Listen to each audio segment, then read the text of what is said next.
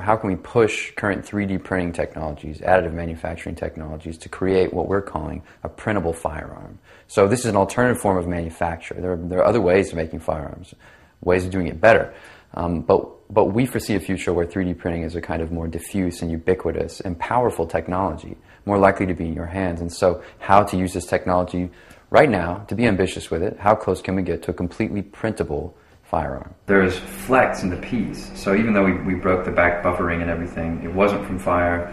I think this piece and this technology is the way to go to do things like this, even if it looks somewhat less stable. I think the goal is to create core information and core files, perhaps kind of, prototype designs, have those online, and just it being the nature of things, everyone can kind of make of these what they will, so there's no one way to do it. We're not licensed firearms manufacturers, so we can't make, right now, I can't make a completely printable gun, even a prototype to test one out, because it's illegal. Now, what I'm doing is showing people, okay, this is something that can be done right now with this technology, and we're changing this in the software, and we're making modifications and customizations and testing with different rounds and different guns.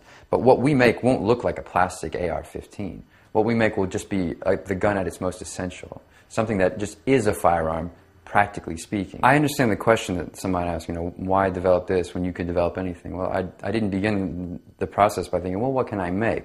I began the process politically. What can I do politically to affect change outside a political process? I believe in the universal access to the firearm, and so I chose this technology to affect its reality. I'm not interested in making anything else.